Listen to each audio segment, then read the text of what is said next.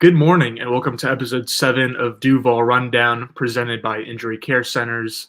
My name is Gus Logue. We're going to start the show off, as always, with a little bit of Jaguars trivia. The Jaguars play on Monday night this week against the Buffalo Bills. They've played on Monday Night Football 16 times in their 30-year franchise history with an 8-8 all-time record. When was the Jaguars' last win on Monday Night Football? Was it 2006 against the Giants, 2007 against the Colts, 2010 against the Titans, or 2011 against the Ravens?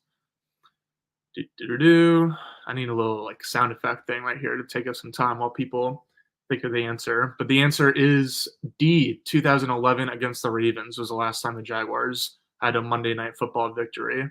If I'm remembering correctly, I think the only other time the Jaguars have had a Monday night game since then is against the Bengals last year, but don't fact check me on that. We're going to switch things up for today's show and hit top quotes before we get to the rest of the show. And so here is Trevor Lawrence reacting to the Jaguars' recent loss against the Cleveland Browns right after the game. This video is via Jaguars YouTube.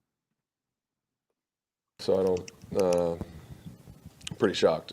Obviously we had a great offseason, great training camp, and we got to figure it out. So we know we got a good group, we got good players, and we can be a really good offense, but clearly we're not. So everybody's got to take accountability, look in the mirror, and fix it. I got to play better. I'm the leader of this offense. It's on me. The wideouts got to play better, the lines got to play better, running backs got to play better, we got to coach better. I mean, it's everybody, honestly. But we're standing around. We got to take charge. We're standing around waiting on somebody to make a play. Defense is playing their ass off the last 2 weeks. If a team doesn't score more than 20 points on us, we should win every week. We can't finish in the red zone today. Too many mistakes, getting in and out of the huddle. Communication wasn't good. I mean, it's a lot of things. And fortunately and unfortunately, it's what pisses you off after the game. A lot of it we control. But we control it, but we're not doing it right. So until we do it right, it's a different story. So we know the things we got to work on, and we got to find a rhythm as an offense. Too many good players to perform like that. Really, the last 2 weeks. Pretty telling post-game presser from Trevor there. I think that most people would agree that. I mean, anyone who's covered Trevor since he entered the league would say this game is probably the most fired up and pissed off he's been. Here's Travis Etienne, who you could probably say a similar thing. Travis talking after the game. This video is via 1010XL Jaguars, so the YouTube channel might be watching this video from now.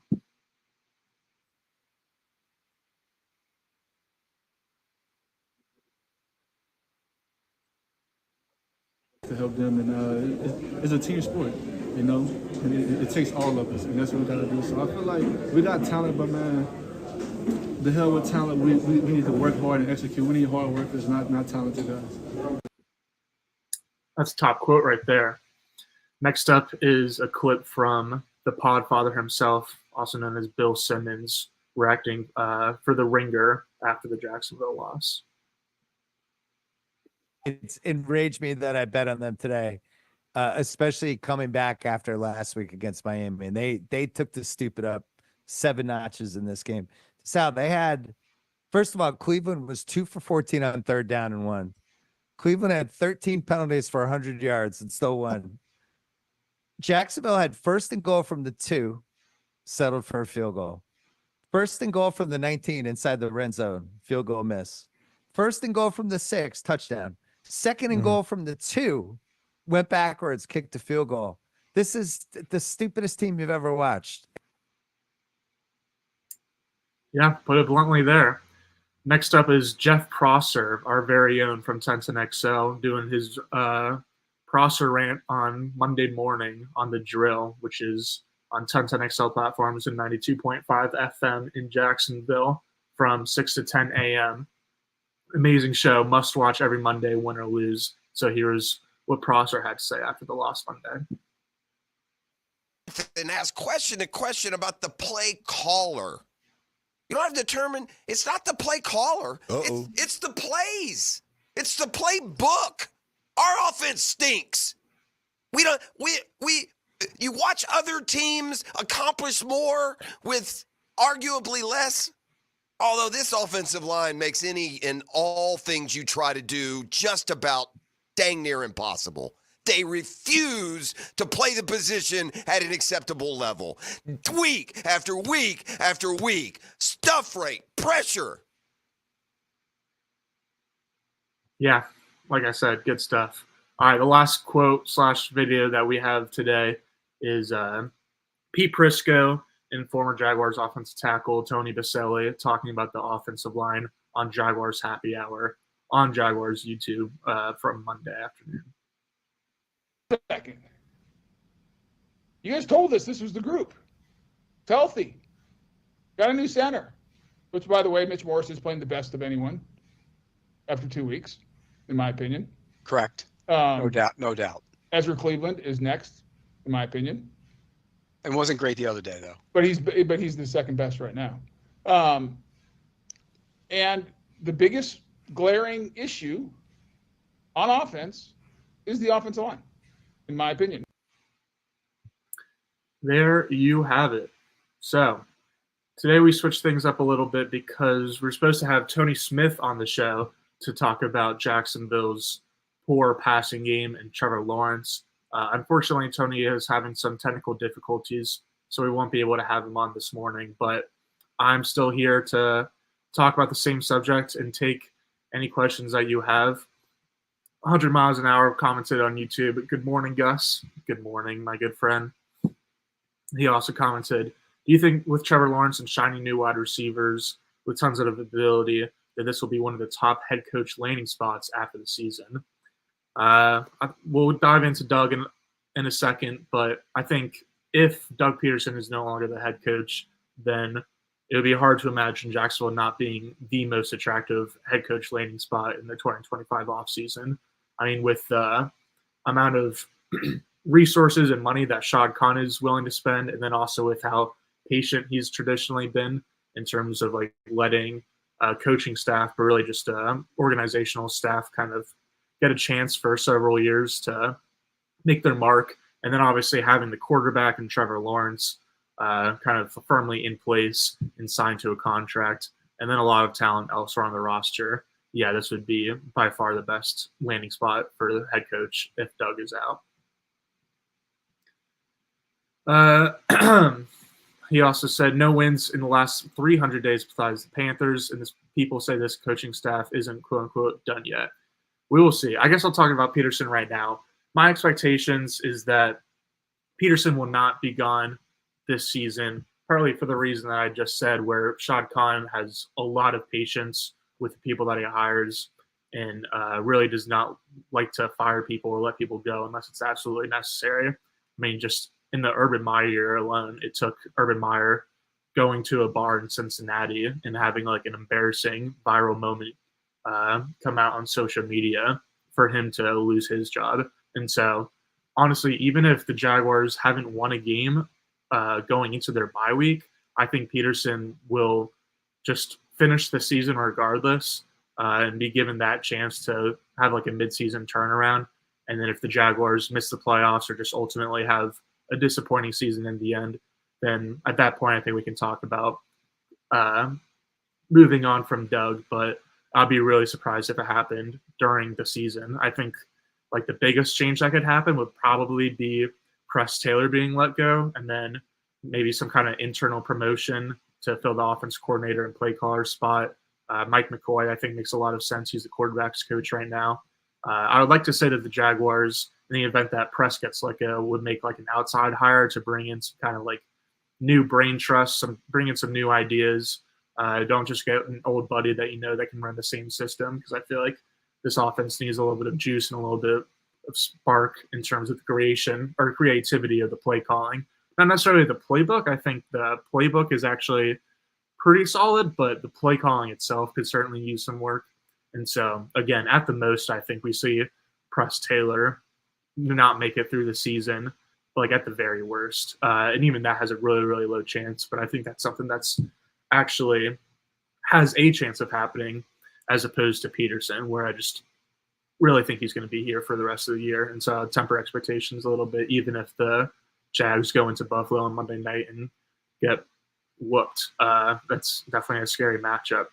And so we're going to talk about the passing game here today.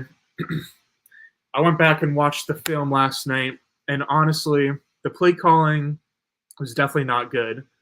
Again, kind of like I just said, the playbook is good, but the play calling isn't good. The biggest example of that was the Jaguars calling a shot play from their own 2-yard line, which resulted in a sack in the fourth quarter. It was a good play design, and it made sense to run that play like late in the game, where you like set up Brian Thomas Jr. and the passing offense on a couple out routes and some shorter routes.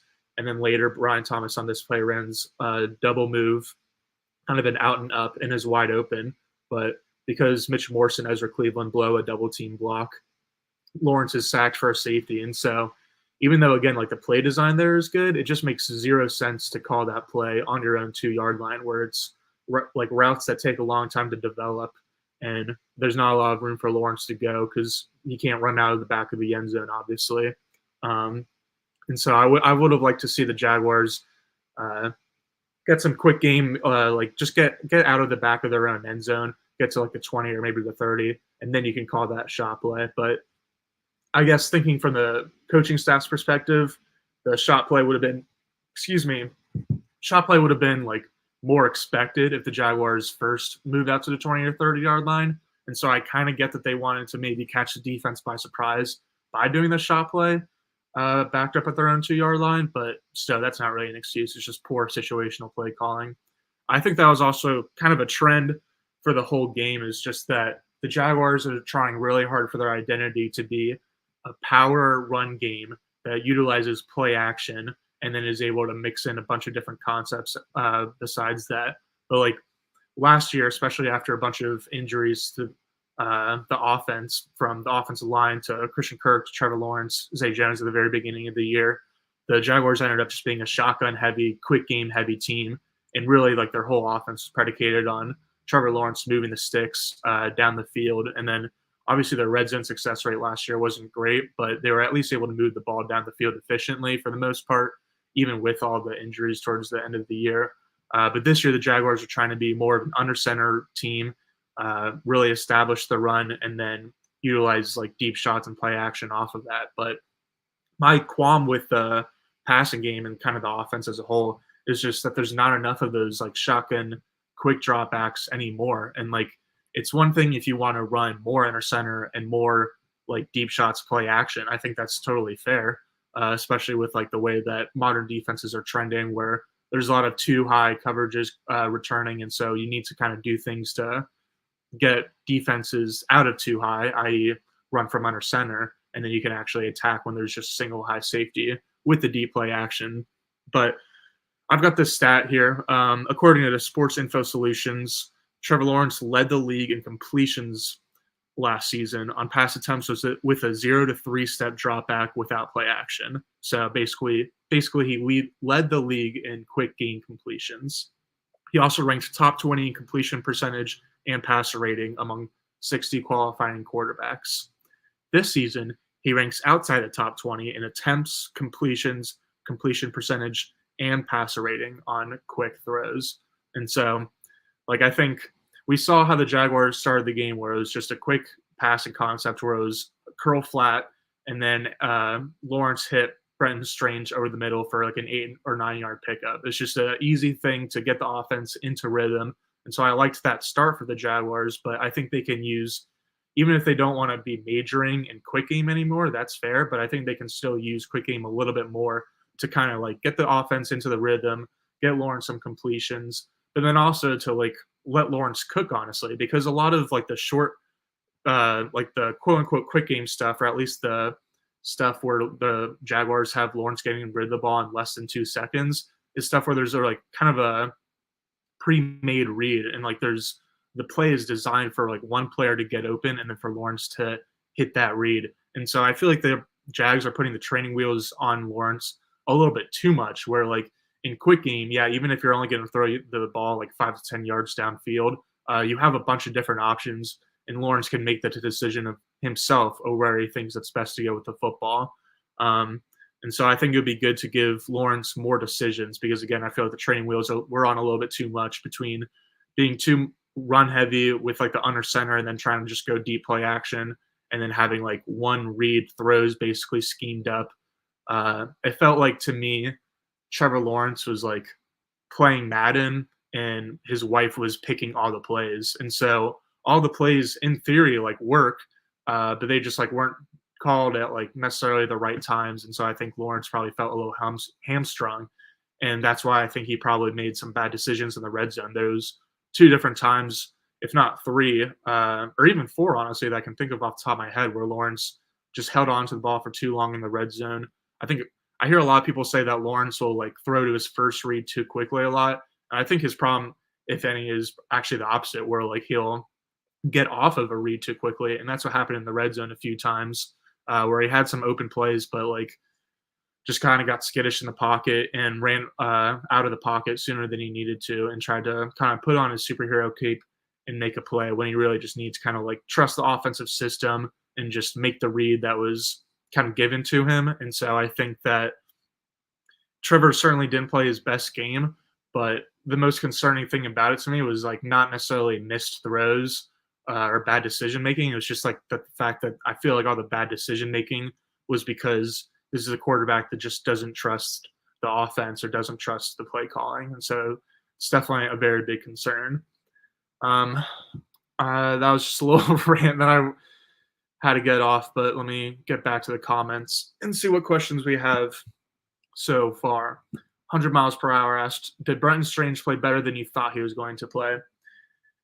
Yeah, he did. He did have, I think, 2 drops in the second or the third quarter, but he made up for with those with that first completion of the game that I referenced, and then also 2 really big plays on corner routes. And so, yeah, I guess he played a little bit better than I thought. I think he was also probably pretty good in the run game. Part of the reason the Jags are able to be so diverse in their run game is because they have so many 2 tight end sets, which is obviously a thing that goes back to Philadelphia with Doug Peterson and Press Taylor. And so I think Brenton Strange was probably even better in the running game than the passing game, even though he did make a few splash plays. But it's definitely worth mentioning that Evan Engram missing the game because he pulled a hamstring or had a hamstring injury during warmups. That was definitely had a major effect on the game because Engram and Christian Kirk are supposed to be kind of like the third down targets, like the chain movers for the offense, while Brian Thomas and Gabe Davis get more of like the bigger explosive plays. And so with Kirk not really seeming like he's shaking the rust off yet, and then Engram not in action, it was just a pretty tough matchup against a defense that was ranked number 1 last year. Johnny commented on Facebook, Burrow has 0 O-line, but 2 star receivers and a very good running back. They went to the Super Bowl. Why? Play calling. They used pre-snap reads, motion, and creative play calling to open up passing lanes for Joe and give him time to throw. I would actually argue that the Bengals went to the Super Bowl mostly because of their defense. I mean, defensive coordinator Lou Anarumo, a.k.a. Big Lou, had like one of the best individual game plans of the past 5 years probably by using so much drop coverage and like just 3-man rushes and drop 8 coverage against the Chiefs that year in the AFC Championship game. And so it was like one of the very, very few games that Mahomes has had in his career. Very few. One of the only bad games he's had in his career, let alone the playoffs. And so I think that the defense actually led them. But anyway, that's beside the point. The 2 star receivers is the main other reason. Yeah, like the Bengals offense has some nice stuff, but like being able to have Jamar Chase and T. Higgins just on the perimeter and like always forcing 2 high safety coverages goes a long way, because then when you're always playing too high, you kind of like at least know what you can expect, and it opens up a lot more underneath. But then also like that defenses are gonna try to stop the explosive play to Higgins and to Chase, and so I don't know, just knowing what the defense knows gives you more knowledge, and then you're able to kind of game plan off of that. And so I would say just talent is the biggest thing that has been working out for Cincinnati's offense in recent years. Johnny said, O-line was getting demolished all game, and you decided to use it then. Why? I'm not sure what specifically you were referencing, but I did want to point out that not only did every single Jaguars starter on the offensive line blow a block, but all three receivers also blew a block. And so it's the running game issues and like the blocking issues are not like really one person. It's just all across the board and something that needs to get cleaned up. And it's hard to kind of pinpoint like what exactly the problem is. And so because it's just like one player messing up on a whiff block here, one player messing up on like just not having awareness here, one player messing up by having a pre-snap penalty there. And so the fact that it's just like a bunch of different players and a bunch of different things, I think just points to coaching as kind of the reason, or not good coaching. Yeah. Johnny with another comment. Bills fired their OC last year when they were about 4-5 and ended up winning the division. We need to do the same. Cut bait with press and Doug take over calling. It's funny because I actually think the Bills offensive coordinator last year was kind of fired as a scapegoat. Let's see, Joe Brady is there now, but Ken Dorsey was the one who was fired. And like the Bills offense got a little bit better, but they're honestly really good with Ken Dorsey running the show. But it's definitely not the same here, where I think if press indeed was cut, then we might see a stark difference. 100 miles an hour said, why do we not manufacture easy catches for BTJ? Makes no sense. Every metric says he's one of the best rookie receivers and maybe one of the better receivers in the NFL right now. Yeah, Brian ranks 4th in yards per reception, 14th in yards per route run, and 19th in receiving yards among all NFL players right now, or at least all NFL receivers. And so, yeah, I think the catches definitely need to get manufactured for BTJ. Going into the season, Jacksonville's plan was to just be a very well-balanced offense where they didn't necessarily have a number one alpha, but because they can spread the ball out to 5+ different options on any given play, like they felt confident about just having a well-rounded attack. But I think Brian Thomas Jr. has honestly shown in two games into his NFL career that he deserves getting like schemed up and deserves wide receiver one treatment. I think for as exciting as a 66-yard play was and like all of his targets were last week, all the plays where he didn't get a target were almost as impressive to me. Like he just got open a lot, whether it was in the red zone, whether it was on third downs, whether it was early downs. I know he did have a drop in the third quarter, maybe it was the fourth quarter. That was not great, just on like an easy pitch and catch slant route. But man, he has looked really, really good. And so I think it makes sense to get BTJ more involved going forward, especially considering Kirk doesn't really look the same and Ingram is injured. Johnny commented, if your tackles are getting beat off the edge every snap, keep your quarterback under center. It'll help them. Cam's feet aren't good enough to push these ends out past Trevor from shotgun. Yeah, I mean, I don't know. Maybe the Jaguars should chip a little bit more or use their running back in protection. Like I was just mentioning how the Jags like to be able to throw to 5+ guys on any given play, and that includes the running back. And they had plans for Travis Etienne to be more of a factor in the passing game this season. But like the way that the offensive tackles are playing right now, they're going to have to keep the running back in to pass protect a lot more often. Yeah, it's not great. So Johnny said, why are we not using more max protect formations? Safety was a perfect situation. Run a 2 tight end set, 1 running back to chip to be your safety route. The Jags actually are using a lot of max protection formations, and they just like aren't really working. I think the Jags need to diversify their play action playbook a little bit, because like all their play action plays are just kind of deep shots, it feels like. But you can still have play action where it's like a bootleg in like the farthest, or there will still be a clear out, but like where your main targets are like 0 to 15 yards downfield, and you have multiple of those. Excuse me. And so I think like you can have a play action game that just has a shorter depth of target and more kind of easy completions built into it, because like Jacksonville's current play action game is just hard mode right now, where they are using max protection, But if like the two routes that they're sending downfield don't get open, then they're kind of screwed. And Lawrence either has to check it down to a running back 0 yards downfield, or like he did a couple of times in this game, he just holds on to the ball for too long and gets sacked. And so I think, again, the Jaguars would be wise to just get easier completions and quicker completions, both in the play action game, but then also non-play action, just like in shotgun, quick game stuff too. 100 miles an hour said, could Kirk be a trade target at the deadline? Highly, highly doubtful. For one thing, I'm not sure what teams are looking at the tape from the first 2 weeks and saying, yeah, that's a guy we want to trade for. But then especially when you factor in Kirk's contract, he's only paid as like the 20th or 25th highest paid receiver in terms of annual salary by this point, but he still does have a sizable contract. And so I think a slot only receiver with a really big contract who's aging and battling various injuries or just recent injuries, that's not a very attractive trade target. And so, yeah, even though I understand how fans are thinking, move on from Kirk and then just slide Parker Washington into the slot. I don't think that's going to happen until 2025 at the absolute earliest, but probably not even then either. Let me think. What else did I want to say? I've been pretty much it. Yeah, maybe we'll just end it there.